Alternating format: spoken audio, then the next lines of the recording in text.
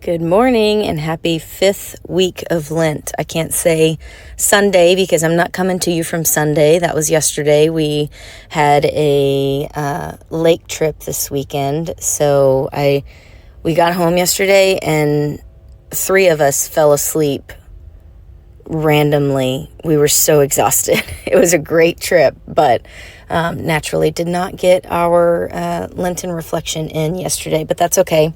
I still have thoughts, don't worry.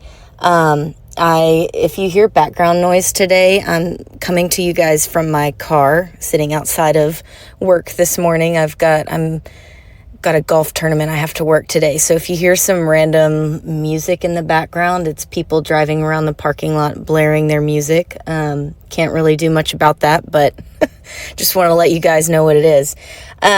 So yeah, like I mentioned, we had a lake trip this weekend. It was one that we actually did make it to what we call Lake Church. We go to Lake Somerville, and there's a Catholic church in Lake Somerville that we like to go to, and the boys call it Lake Church.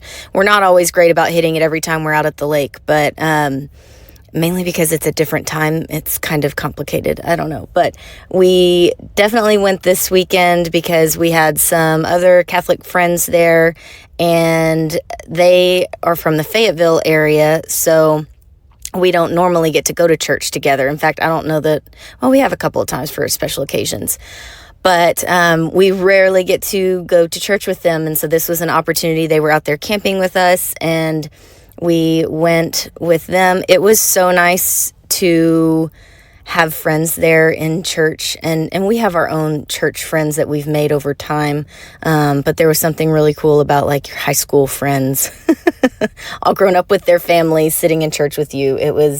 I appreciated it a lot. I enjoyed it.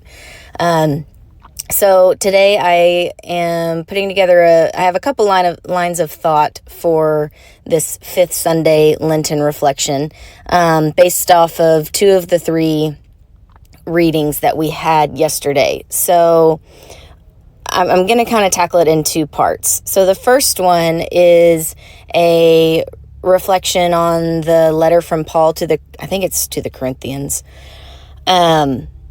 And I'll be honest, I didn't pick up all of this during the first hearing of this reading yesterday. I listened to a Sunday sermon from Bishop Barron on the Hallow app, and he spoke on this. He said, I'm not going to take the traditional route and speak on the gospel today. We're going to talk about this, second reading from Paul to the Corinthians.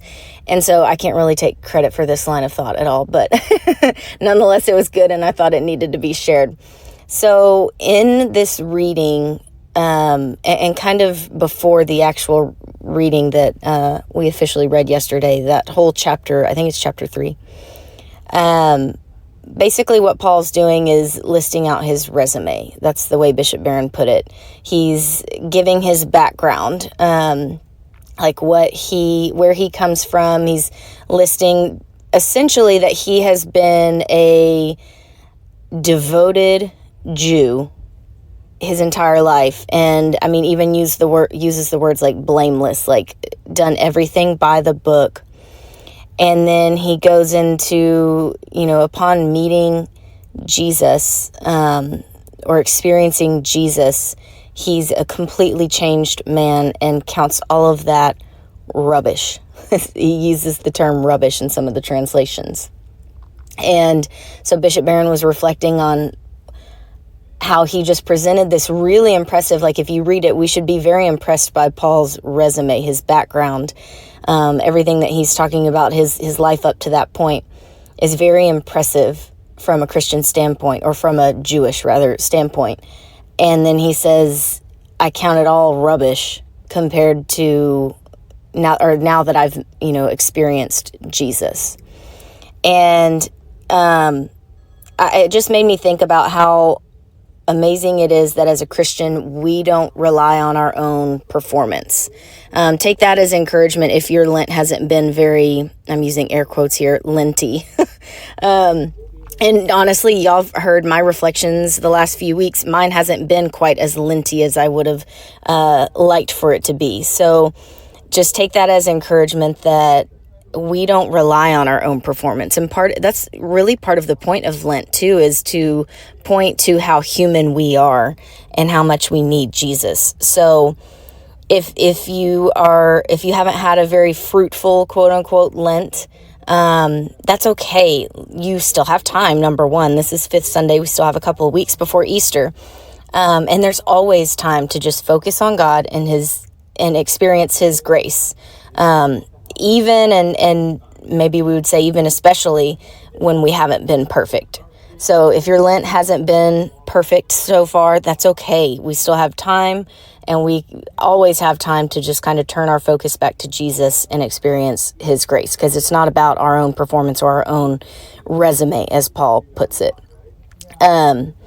I can hear this guy's phone call next door. I apologize to you guys, but you know that at this point that these reflections are way less formal than our normal topics. So just bear with me here, because I still want to get this out.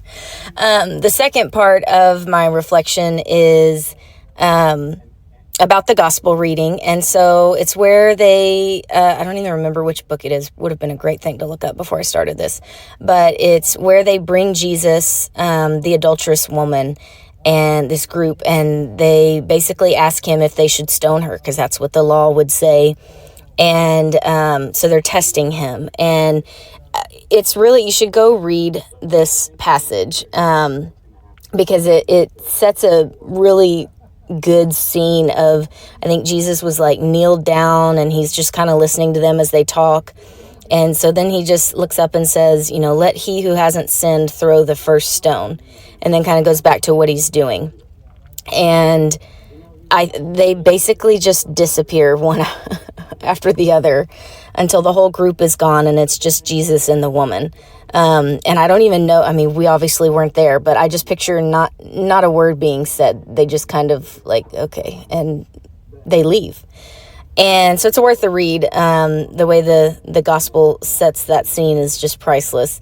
And so our priest yesterday was reflecting on that, and he talked about how God condemns the sin but loves the sinner. So after the crowd leaves, God says, basically, he tells her, sin no more, go on, but sin no more. And so God condemns the sin. He doesn't just say, you're fine, dear, just go on with life. He says, go on, but sin no more. And so the priest was talking about how God condemns the sin but loves the sinner. And I sat there thinking, man, I wish that he would give some precise examples of how to do that. Because for me, it's a lot of times it's just kind of a muddled mess. Like, how do I effectively condemn the sin of maybe a good friend that is living in some kind of, perpetual sin or something, or has sinned, has, done something that's really just messing their life up. How do I condemn that sin but love this sinner? What does that look like? And obviously, they can't give precise examples because it's whatever the situation is, you've got to evaluate that.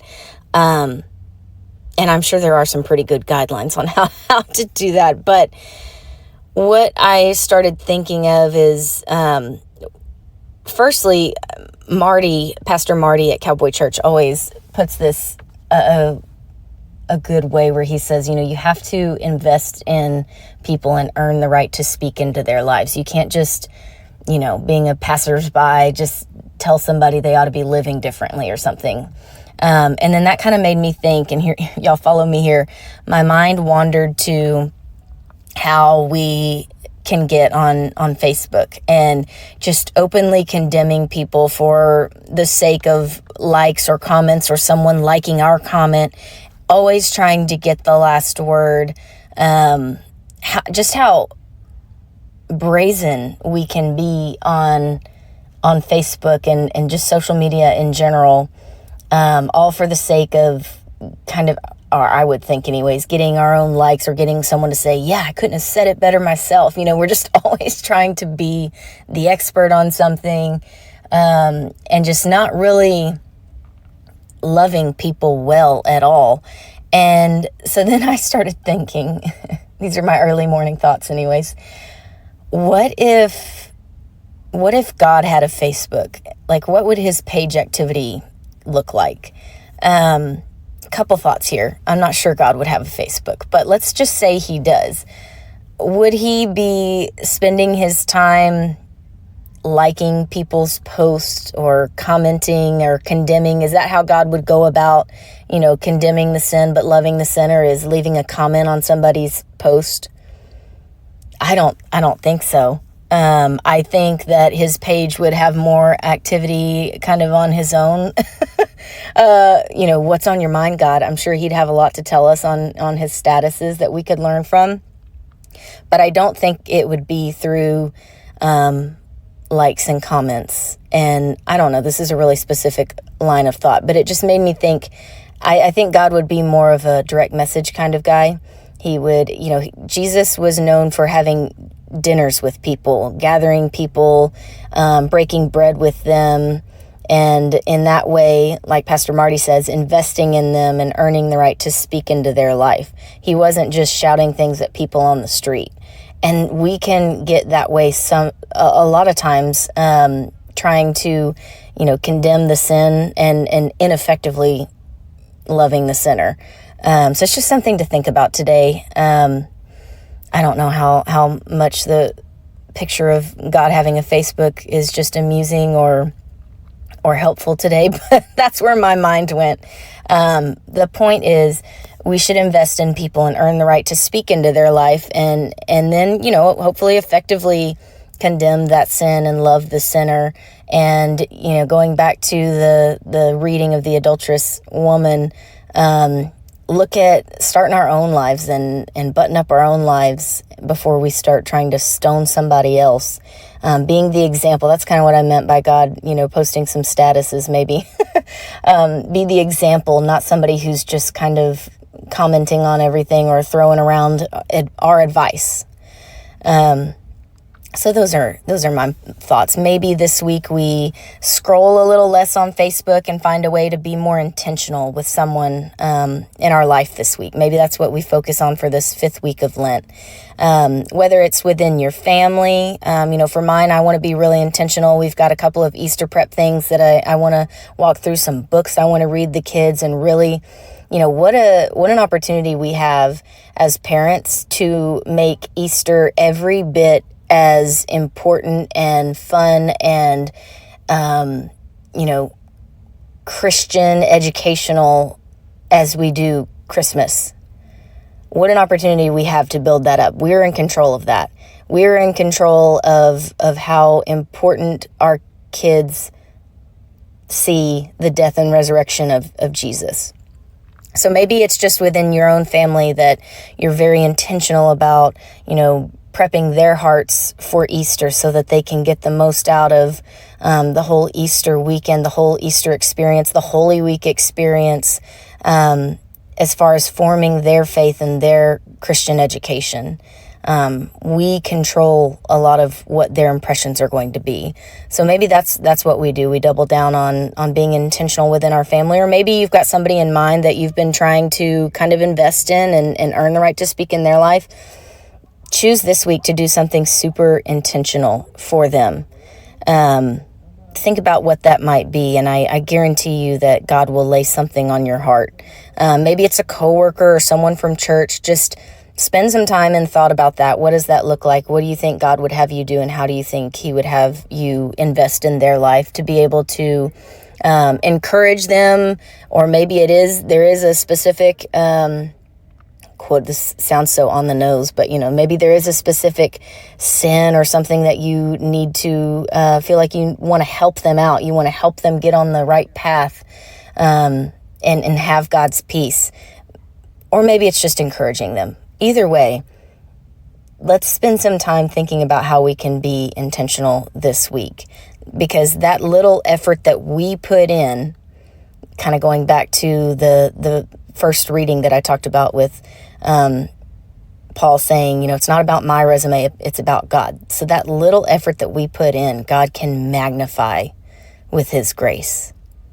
So those are my random thoughts on a Monday morning in regards to this fifth Sunday Lenten reflection, and I hope that it's encouraging and amusing to you, and maybe spend some time thinking about, God's Facebook page and what we can learn from how he would treat social media. Or would he have one? I don't know. Maybe he would just be spending super intentional time with all of his children. So have a great Monday and happy fifth week of Lent. I hope you go out and invest in and encourage someone this week.